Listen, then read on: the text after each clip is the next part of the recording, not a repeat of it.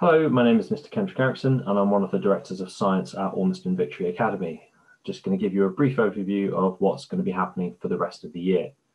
Your pupils will be studying different topics as we progress through the year, depending on which teacher that they have. Currently, in Spring 1, you should be looking at plants, reproduction, and light. Now, this is the curriculum map which is published on the school website, available for you to have an overview. You can look through your different subjects and you'll be able to see what's going on with each of them. In science specifically, there is a vast array of units to cover. So we cover everything from breathing to the periodic table to space, across biology, chemistry, and physics. And we need to do it in a rotating format, so pupils won't get just a term of biology, just a term of chemistry, etc. They will do in discrete units which don't necessarily all relate to each other, but they will fill out the entire curriculum throughout the rest of the year. And we follow the national curriculum guidance, so we hit every single specification point on the national curriculum across our 2-year Key Stage 3.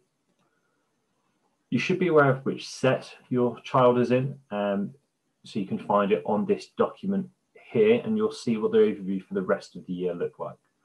So you can see the teacher ciphers at the top. So for 8X1, they have 2 teachers, KWI and AJA. So that's Miss Wilford and Mr. James. And they go through different topics as the year progresses. So in this scenario, Miss Wilford teaches twice as much as Mr. James to 8X1. So they will get through twice as many topics through the year. Obviously, we're in Spring 1 now, so all of our pupils should be roughly doing the same topics at the same time. This is handy if you want to have a good idea of where the learning journey of your child will be progressing. Each of these letters relates to a chapter or a discrete unit of work, as I previously mentioned. These can be found on the interactive textbook. Now, each pupil was sent an email a while ago with a login to ActiveLearn. They'll be able to find their own individual email address, and they'll be able to log in to find this interactive textbook. This is really useful, especially under home circumstances where we are now, so you can get a better idea of lesson content. Really user-friendly. There's a contents page, individual clips, there's questions that pupils can see. You can always zoom in if you need to. And there's also attached video clips and interactive tools as you go through. You'll have a slightly different functionality than the teacher access, but you still will be able to look at the videos and look at the worksheets. Again, if you can't quite see something, just click on the section. It takes a second and it will load it up for you there as well. Each of these units is labeled in exactly the same way as our units are labeled on our previous document. So if I take you to the contents page, you'll be able to see these are all the topics that will be covered throughout the full year of education for your year 8s. So once again, just clicking back here, these are the topics that we've finished at the top, and we'll be going through these, and they relate directly to this overview of topics here. If you're struggling to access the interactive textbook, or the login's gone missing, or anything like that, then what we've also done is create PDF versions of the textbook and place them into the Google Classroom. Now, all year 8s were sent an invitation to join the Google Classroom, so they'll have to check back through their emails and be able to find it, or they can look on one of the class charts announcements and you'll find the code that they'll be able to use to log in.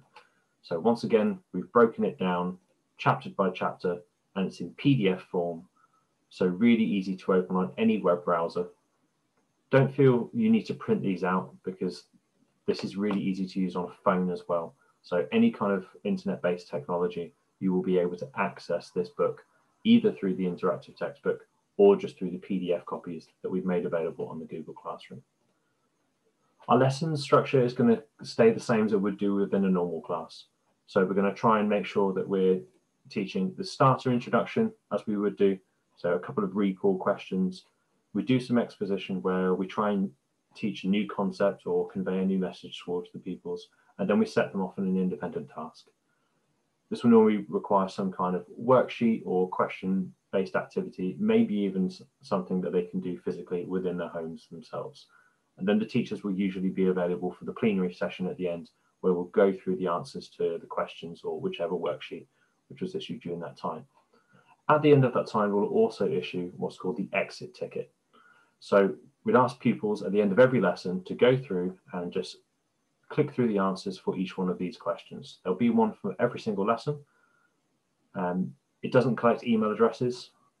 It's just a way of pupils having a quick check. They'll get the answers back straight away, and they'll see if they understood the content from the lesson.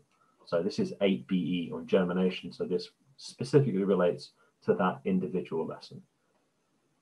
So that's basically what's going to happen in terms of the rest of the year. We're going to continue as normally as possible. We'll keep getting through our specification and our scheme of learning.